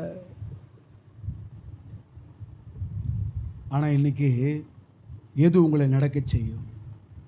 எது உங்களை நடக்க செய்யும்? Is money, is a strength of man, or word of man, or power of man? எது உன்னை நடக்க செய்யும்? வசனம் சொல்லுகிறது, தேவனுடைய வார்த்தை, தேவனுடைய வார்த்தை, தேவனுடைய வார்த்தை. இதை விட பெருசு என்ன இருக்குது? இன்னைக்கு கர்த்தர் உன்னை பார்த்து ஒரு வார்த்தை சொல்லிட்டாருன்னா, எழும்ப ஆரம்பிச்சிரு, நடக்க ஆரம்பிச்சிரு, செய்ய ஆரம்பிச்சிரு. செய்யறதுக்கு வாய்ப்பு இல்லை. நீங்கள் என்ன வீடியோ போட சொன்னீங்க, ஃபோன் இல்லை, என்னை நடக்க சொன்னீங்க, எனக்கு ஷூ இல்லை, ஊழியம் பண்ண சொன்னீங்க, பைக் இல்லை, ஒன்றுமே நினைக்காத, வார்த்தை வந்துருச்சு, நான் எழும்பி நிற்பேன். எல்லாமே அந்த வார்த்தை தரும். எப்போ தருன்னா, எழும்பின பிறகுதான் எல்லாம் வரும். எலும்பு எலும்பு சீயோனே, எலும்பு எலும்பு சீயோனே. பிசாசு 38 வருஷம் வேஸ்ட் பண்ணிட்டான். 38 years, how big? Total wasted. எதனால வேஸ்ட் பண்ணான்னு தெரியுமா? போலியான நம்பிக்கை, போலியான நம்பிக்கை. யாரோ ஒருத்தர் சொன்னார்கள், இந்த குளம் கலங்கும். அந்த குளம் கலங்கும் போது தேவதூதன் கலக்குவார். யார் அதை பார்த்தது தெரியாது. முதலில் கால் வைத்தால் அவன் என்ன ஆவான்? சுகம் பெறுவான். இவரும் உட்கார்ந்திருக்கிறார், உட்கார்ந்திருக்கிறார், படுத்திருக்கிறார், உட்கார்ந்திருக்கிறார், படுக்கிறார், சாய்கிறார், நிமிர்றார், ஊரல்றார். தேவதூதனையும் பார்க்கவில்லை, குளம் கலங்குவதையும் பார்க்கவில்லை. பொய் நம்பிக்கை. இன்னைக்கு தேவனை நம்புவதை விட பொய்யை நம்புவது சுலபம். இந்த பழத்தை உங்கள் முந்தானையில் முடிந்து கொள்ளுங்கள், பண கஷ்டமெல்லாம் தீங்கும். அவங்க சொல்லுவாங்க, எலுமிச்சை மரமே எங்கள் வீட்டில் இருக்குது. நீங்கள் என்ன ஒரு பழத்தை முந்தானையில் முடிய சொல்கிறீங்க? நான் எலுமிச்சை மரமே எங்கள் வீட்டில் வச்சுருக்கிறேன். ஒரு பழத்தை நம்பி யாராவது ஒருவர் என்னை ஒரு நாள் சந்திப்பார் என்பதை நம்பி, யாராவது ஒரு ஊழியக்காரர் ஒரு நாள் என் தலைமையில் கையை வைப்பார் இதை நம்பி, என்னைக்காவது ஒரு தீர்க்கதரிசி என்னை பேர் சொல்லி ஊழியத்துக்கு கூப்பிடுவார் அதை நம்பி, என்னைக்காவது பெரிய ஒரு மேன் ஆஃப் காட் எனக்கு ஃபோன் பண்ணி எனக்கு 1 கோடி ரூபாய் தருவார் அதை நம்பி, இலவசமாய் வரும் அதை நம்பி, தானாக நடக்கும் அதை நம்பி. இன்னைக்கு நிறைய தேவ பிள்ளைகள் வாக்குத்தத்தத்தை நம்பாமல், இயேசுவை நம்பாமல், தேவனை நம்பாமல், அந்நிய பாஷை நம்பாமல், இது எதுவுமே இல்லாமல் குருட்டு நம்பிக்கையை வைத்துக்கொண்டு தானாக ஏதாவது நடந்துவிடும் என்று தங்கள் வாழ்க்கையை வீணாக்கி கொண்டிருக்கிறார்கள். வாழ்க்கை வீணாகி கொண்டிருக்கிறது. அவன் காத்திருந்தது கர்த்தருக்கு அல்ல, வசனத்துக்கு அல்ல, தேவனுக்கு அல்ல. அவன் காத்திருந்தது யாரோ சொன்னாங்க. இன்னைக்கு தேவ பிள்ளைகளே, அதிர்ஷ்டத்தை நம்ப வேண்டாம், வாக்குத்தத்தத்தை நம்புங்கள். அதெல்லாம் ஒரு அதிர்ஷ்டம் இருக்கணும் பிரதர். போனால் பாருங்க, பொண்ணு கடிச்சு கல்யாணமானா பாருங்க 2 குழந்தை பிறந்துச்சு. அதெல்லாம் ஒரு அதிர்ஷ்டம் பிரதர். நானும் தான் இந்த பையனுக்கு லோலோன்னு பொண்ணு தேடுறேன், கிடைக்கலையே பிரதர். அதெல்லாம் ஒரு அதிர்ஷ்டம் இருக்கணும் பிரதர். அதிர்ஷ்டத்தை நம்புகிறவன் முட்டாள். எந்த பரிசுத்தவானும் வேதத்தில் அதிர்ஷ்டத்தை நம்பவில்லை.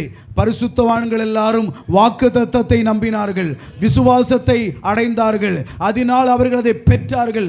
இன்றைக்கு நீங்கள் அதிர்ஷ்டத்தை தேடாதீங்க. நான் ஜெபம் பண்ண மாட்டேன், எதுவும் செய்ய மாட்டேன், ஏதாவது எனக்கு நடந்துடும், போயிட்டே இருப்பேன். கீழே கட்டு விரியனை பார்த்தாங்களாமே.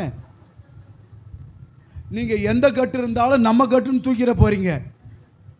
இது கட்டா, விரிகிற கட்டா, விரியாத கட்டா, கால் வைக்கலாமா, நேராக எடுத்து பர்சூலில் வச்சுக்கலாமா, இது எவ்வகையான கட்டுன்னு பார்த்து நல்ல கட்டா கெட்ட கட்டான்னு பாருங்க.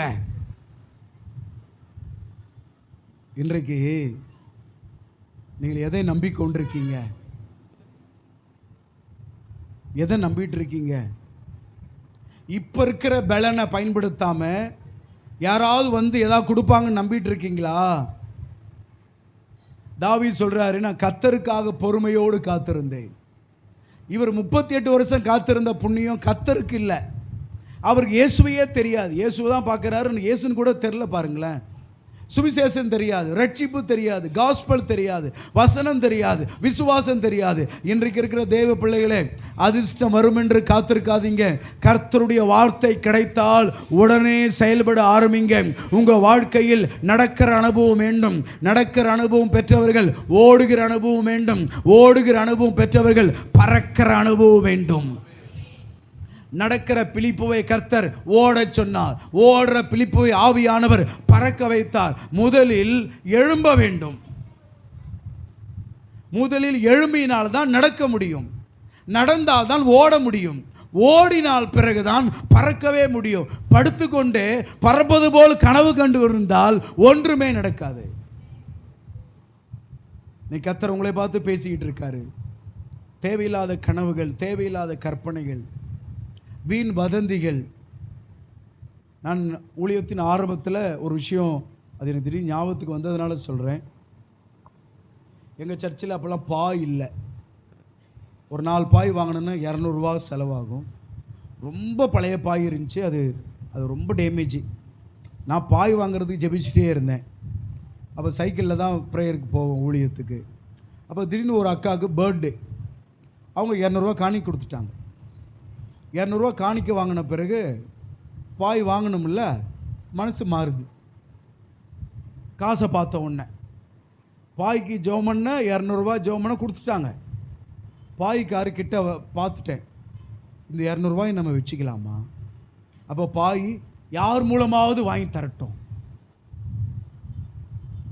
அப்போது எப்படி தான் ஆண்டவர் என்னை திருத்தினாருன்னு தெரில, இருக்கிற காசை கொடுத்தா நீங்கள் 4 பாய் வாங்கிட்டேன். இன்ன வரைக்குமே யாரும் வாங்கி கொடுத்துருக்க மாட்டாங்க. 20 வருஷமாகவே தரையில் தான் உட்காந்துருக்கணும்.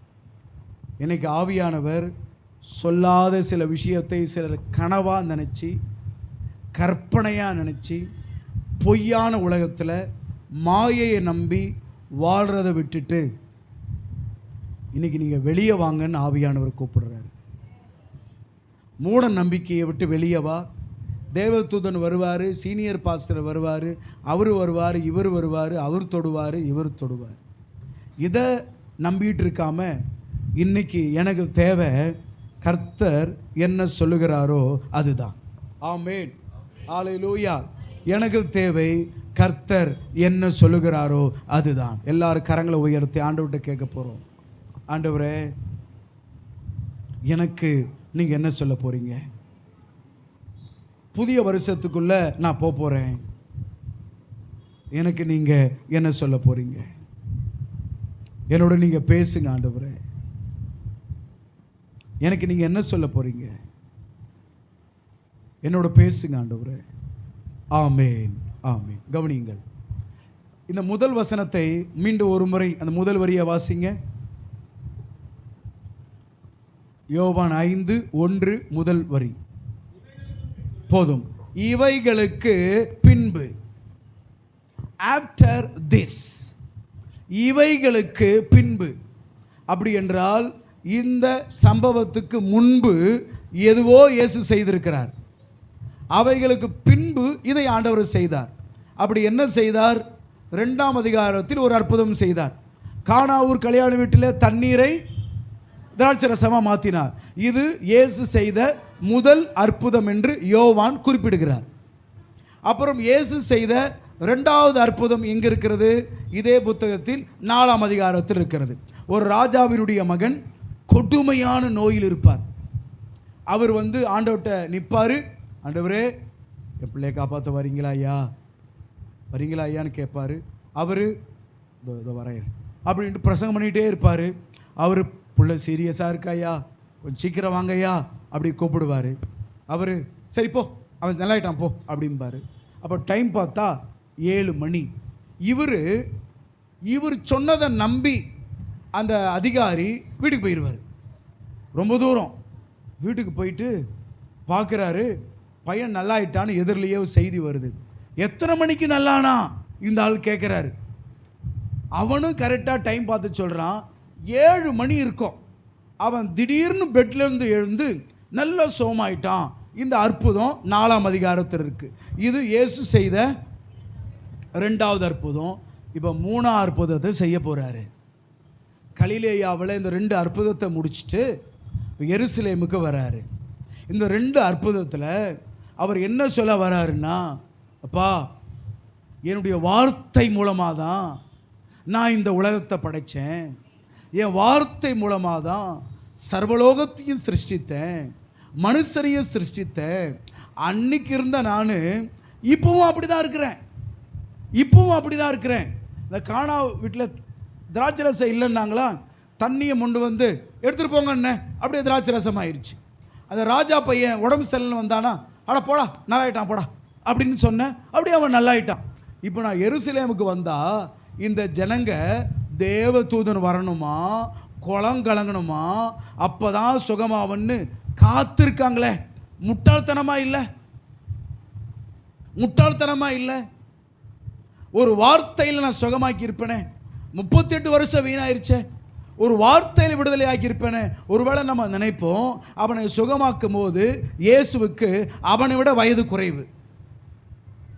அவனுக்கே 38, இயேசு சாகும் போதே வயது 33. அவனை விட இயேசு சின்ன பையன். ஒருவேளை இவன் கேட்டிருக்கலாம், இயேசுவே நீர் ஒரு 20 வருஷத்துக்கு முன்னாடி பிறந்திருந்தா என்னை சீக்கிரமாக சுகமாக்கி இருக்கலாம். 12 ஆண்டு அந்த பெரும்பாடு உள்ள அக்கா 12 ஆண்டு அவங்கள இயேசு சந்திக்கும் போது, இயேசு சின்ன பையனாக இருக்கும் போதே அவங்க நோயாளி ஆகிட்டாங்க. 18 வருஷம் கூனி இயேசு சந்திக்கும் போது, இயேசு சின்ன பிள்ளையாக இருக்கும் போதே அவங்களாம் கூனி ஆகிட்டாங்க. அவர் 33 வயது ஊழியத்தில் தான் அவங்களாம் சுகமானாங்க. ஒருவேளை அவங்க கேட்டிருக்கலாம், இயேசுவே நீர் ஒரு 20 வருஷத்துக்கு முன்னாடி பிறந்திருந்தா, 30 வருஷத்துக்கு முன்னாடி பிறந்திருந்தா, நான் சிக்கான உடனே என்னை என்ன பண்ணிகிட்டு இருப்பீங்க, காப்பாற்றிட்டு இருப்பீங்க. நீங்கள் தான் லேட்டாக பிறந்தீங்க. அல்லேலூயா. பாஸ்டர் ஒரு வீட்டுக்கு லேட்டாக வந்துட்டார். அந்த வீட்டில் சிக்கானாலும் செத்து போட்டான்னு வச்சுக்கோங்களேன். இவரால் தான் செத்துட்டான்னு சொல்லிடுவாங்க. யாரால? நீங்கள் மட்டும் அடிக்கடி எங்கள் வீட்டுக்கு வந்து ஜெபம் பண்ணியிருந்தா இவர் என்ன ஆகிட்டு இருப்பார்? சோகமாயிட்டு இருப்பார். இவரால் தான் செத்துட்டான். அவர் பீடி, சிகரெட்டு, சாராயம், கல், கஞ்சா எல்லாம் குடிச்சிருப்பார். அதால் அவர் சாவலை. ஃபுல்லாக ஃப்ரைட் ரைஸும் கடையில் வைக்கிற சிக்கன் 65 3 வேளை கணவன் மனைவியாக சேர்த்து உள்ளே அனுப்பியிருப்பாங்க. அடுத்தது அந்த அம்மா வெயிட்டிங். அதால் சாகலை. இவர் போவாததுனால அவங்க செத்துட்டாங்க. காரணம் உங்களுக்கு சொல்லணும்னா, ஒவ்வொரு சபைக்கும் ஒரு ஏமாளி இருப்பாங்க. எல்லா சர்ச்சிலையும் ஒவ்வொரு சர்ச்சில் ஒரு ஏமாளி இருப்பாங்க. மழை பெய்யலையா, அவர் சரியில்லை. ஒரே மழை, சரியா ஜெபம் பண்ணுறது இல்லை. இன்னைக்கு அபிஷேகம் நல்லா இல்லை, உபவாசம் போட்டு ஜெபம் பண்ணணும். யார்? ஒருத்தங்களுக்கு நோய், ஜெபம் பண்ணல. அங்கே ஒருத்தன் செத்துட்டான், சரியில்லை. ஊரில் திருவிழா, சரியில்லை. கை காட்டுறதுக்கு ஒரு ஆளை வச்சுக்கிறாரு கர்த்தர் உங்களுக்கு. ஆண்டவரை நீர் 38 வருஷம் கழிச்சு வந்திருக்கீங்க. நீங்கள் ஒரு 20 வருஷத்துக்கு முன்னாடி பிறந்திருக்கணும். அப்போ என்னை இன்னும் கொஞ்சம் சீக்கிரம் சந்திச்சிருக்கலாமா? அவர் சொன்னார், டேய் நான் இருக்கிறவராகவே இருக்கிறேன். நான் பிறந்தது தாண்டா இவ்வளோ நாள். இது வரைக்கும் என் வார்த்தை உங்ககிட்ட இல்லையா? என் வசனம் உங்ககிட்ட இல்லையா? நான் வந்தது இப்போது தான். ஆனால் அதுக்கு முன்னாடி வரைக்கும் அவருடைய வசனம் உன் கையில் தானே இருக்குது. நீ சொல்லி அறிக்கை பண்ணி துதிச்சு எழுந்திருக்க வேண்டியதானே. கேட்டிருந்தா இப்படி தான் சொல்லியிருப்பார். இன்றைக்கி சில நேரம் சொல்கிறோம், ஹா அந்த பாஸ்டரை நான் அதுக்கு முன்னாடி சந்திச்சிருந்தா எவ்வளோ நல்லா இருந்திருக்கும். நல்லா இருந்திருக்காது. அன்றைக்கி அந்த ஊழியக்கார தலைமையில் கை வச்சு ஜெபிச்ச உடனே ஹோப்பா அன்றையோட நோய் சரியாயிருச்சு. அதை உங்கள் ஊழியர்கிட்ட போய் சொல்லிடாதீங்க. அவருக்கு மனநோய் வரலாம், உங்களுக்கு என்ன நோய் வருமோ தெரியாது. அவர் கை வைக்கலைனாலும், அவர் உங்களை சந்திக்கலைனாலும், ஆதியிலே உங்களை முன்குறித்த தேவன், தாயின் கர்ப்பத்தில் முன்குறித்த தேவன், உங்களுக்கென்று நீங்கள் பிறப்பதற்கு முன்பாகவே உருவாக்கி வைத்த வார்த்தைகளை ஏன் நம்ம சொல்லி எழுந்திருந்திருக்கலாமே. அவன் அந்த யூத தேசத்தில் பிறந்தவன், எத்தனையோ பண்டிகையை பார்த்தவன், எருசலேமுடைய சட்டத்திட்டங்களுக்கு தெரியும், நியாயப்பிரமாணத்துக்கு தெரியும், நாகமான் எப்படி சுகமடைஞ்சாரு அவனுக்கு தெரியும், அற்புதத்தை பற்றி தெரியும். ஆனால் அவனுக்கு விசுவாசிக்க பலன் இல்லை. What's a problem? Problem is not in the Bible, it's not in the church, it's not in the pastor. Problem is in us. பிரச்சனை எங்கே இருக்குது தெரியுமா? சர்ச்சில் இல்லை, பாஸ்டர் இடத்துல இல்லை, பைபிளில் இல்லை. நீங்கள் எப்போவுமே ஒத்துக்கொள்ள வேண்டும், பிரச்சனை என்னிடத்தில் இருக்கிறது. நான் தான் வார்த்தையை, வசனத்தை, தேவனை புரிந்து கொள்ளவில்லை. பிரச்சனை சாபனத்தில் இல்லை, பிரச்சனை மூத்த போதரிடத்தில் இல்லை, பிரச்சனை என்கிட்ட தான் இருக்கு. என் காது தான் கேட்கல, அவர் என்ன சொல்கிறாருன்னு தெரிஞ்சுக்கிறதுக்கு இவ்வளோ வருஷம் ஆயிடுச்சு. ஹல்லேலூயா, ஹல்லேலூயா. இயேசுக்கு பாருங்க, குற்ற மனசாட்சியே இல்லை. ஐயோ 38 வருஷமா நோயா? அடப்பாவுமே, போன வருஷம் வந்திருக்க கூடாது. நான் 12 வயசாக இருக்கும் போதே எருசலேமுக்கு வந்தேன். அப்போத்துலேருந்தே நீ இங்கே தான் இருக்கியா? அடப்பாவுமே, 3 நாளாக எங்கள் அம்மா அப்பா என்னை தொலைச்சிட்டாங்க. இயேசு சும்மா சுற்றி இருந்திருப்பார். அவர் போதகர்கிட்ட போய் மாட்டிக்கினார். அதாவது எங்ககிட்ட அன்றைக்கி மாட்டினவர் இன்னும் எங்ககிட்டயே தான் இருக்கிறார், வீட்டுக்கே போகல. போதகர் நடுவில் உட்கார்ந்தாலும் உட்கார்ந்தாரு, அவர் அப்படியே உட்காந்துக்கிறாரு, இன்னும் எங்ககிட்டயே இருக்கிறாரு. அது 3 நாள் அங்கே தான் சுற்றிந்தார். அவன் அங்கே தான் படுத்திருந்தான். ஏசு அங்கே கிட்டேயே போலையே. ஏன் தெரியுமா? அவனை உனக்கு எவ்வளோ டைம் வேணுமோ தரேன், எடுத்துக்கடா. என் பிரியமானவளுக்கு மனது உண்டாக மட்டும் எழுப்பாதீங்க. 6 மாதம் தூங்கினாலும் பரவாயில்ல, விடுங்கன்னா. அவன் எங்கே எழுந்தான்? 38 வருஷம் படுத்தவன் தான். எனக்கு சில நேரம் ஆண்டவர் ஏன் உங்களை யாராவது விட்டு எழுப்பலன்னு தெரியுமா? அவங்க எழுப்புனா அசிங்கமாக இருக்கும். நீங்களாக எழுந்தீங்கன்னா கர்த்தருக்கு ஃபுல் மகிமை. நான் எழுப்பி விட்டா என்ன சொல்லுவீங்க? அந்த பாஸ்டர் எழுப்பி விட்டாருன்றவீங்க. நீங்களாக எழுந்தால் எப்படி தெரியுமா சாட்சி சொல்லுவீங்க? எனக்கு யாருமே உதவி செய்யவே இல்லை, ஒரு நாள் இரவு நானாக ஜெபிச்சுக்கிட்டே இருந்தேன். 1 மணி ஆச்சு, 2 மணி ஆச்சு, 3 மணி ஆச்சு, 4 மணி ஆச்சு. 4 மணி நேரம் ஜெபிச்சேன். அப்போ தேவன் என்னை வந்து அப்படியே எழுப்பினார். உங்களுக்கும் பெருமையாக இருக்கும், அவருக்கு அதை விட பெருமையாக இருக்கும். ஏன் உங்களை எழுப்பலைன்னா டைம் கொடுக்குறாரு. நீயா எழுந்துக்க மாட்டியான்னு. அவர் பார்த்தாரு, இவன் எழுந்துக்கவே மாட்டான், இவன் செத்துருவான் அப்படின்ட்டு அவராக போய் என்ன பண்ணிட்டாரு, எழுப்பிட்டார். நானும் டைம் கொடுத்து பார்த்தேன். 12 வயசுக்கு எருசலேம் வரும்போது எப்படி இருக்கான் எட்டி பார்த்தேன். 31 வயசில் வரேன், அப்படியே இருக்கிறான். ஹலோ, 18 வருஷம் கழிச்சு வந்தா அதே மாதிரி இருக்கிறான். ஒரு விசுவாசம் இல்லை. ஒரு ஆள் பேசும்போது அவங்களுடைய இருதயம் வெளிப்படும். என்ன சிஸ்டர் எப்படி இருக்கீங்க? கடக்கிறேன் பாஸ்டர். அதோடு நீங்கள் பேச வேண்டாம், போதும். ஒரு பானை சோறுக்கு வீட்டுக்கார் எப்படி இருக்கிறாரு? பொறுக்கி கிடக்கிறான் பாஸ்டர், போதும். அந்த சோறு எனக்கு தெரிஞ்சு போச்சு. பசங்க எப்படி இருக்காங்க? வானரம், போ பெரிய வானரம். உங்ககிட்ட 1 மணி நேரம் எதுக்கு பேசணும்? 3 பாயிண்ட்டு. இந்த 3 வச்சு நான் உங்களுக்கு 1 மணி நேரம் பேசுவேன்.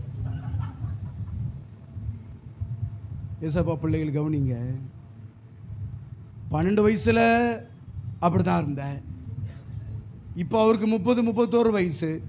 இப்போ போய் சுகமாக வேணுமான்னு கேட்டால் ஆமான்னு தானே சொல்லணும். ஆமான்னு சொல்லலை, இல்லைன்னு சொல்லலை. ஆண்டவரே, தண்ணீர் கலக்கும் போது என்னை யாரும் கொண்டு போய் விடுறதுக்கு ஆள் இல்லையா ஆண்டவரே? சிலரை பார்த்து சாவ போறியான்னு கேட்டாலும் சாவ மாட்டேன், வாழ போறியான்னு கேட்டாலும் பிடிக்கலன்றான். நீ சாவவும் மாட்ட, வாழவும் மாட்ட. நீ என்ன செய்ய போற? பாஸ்டர், எனக்கு வாழ்கிறதுக்கு விருப்பமே இல்லை. சரி, செத்துடுறியா? பாஸ்டர், செத்துட்டா நான் நரகம் போயிடுவேன். சரி, ஊழியத்துக்கு போகலாம் வா. அது பிடிக்கல பாஸ்டர், ஊழியமும் பிடிக்கல, நரகமும் பிடிக்கல, வாழவும் மாட்டுற, சாவும் மாட்டுற, படுத்துக்கினே இருக்கிறிய.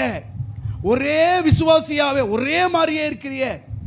அன்னைக்கு இருக்கிற மாதிரியே குறை சொல்றிய. அன்னைக்கு மாதிரியே பாட்டு வர மாட்டேங்குது, ஜெபம் வர மாட்டேங்குது, குறை பேசிக்கிட்டே இருக்கிற. ஒரே மாதிரி கெட்ட வார்த்தை, ஒரே மாதிரி ஒரே கெட்ட பழக்கம். உனக்கு இம்ப்ரூவ்மெண்ட்டே இல்லையே. உன் வாயில் பேச விட்டா ஸ்தோத்திரம்னு கூட வரலையே. எப்படி இருக்க பிரதர்? ஆண்டவர் கிருபையினால நல்லா இருக்கேன். பிஸ்னஸ் எப்படி? ஆண்டவருடைய தயவில் முன்னை விட பரவாயில்ல பாஸ்டர். சிஸ்டர் எப்படி இருக்காங்க? இப்போ சமாதானமாக போயிட்டு இருக்கிறோம். உன் வாயில் ஒரு நல்ல செய்தியை கேட்க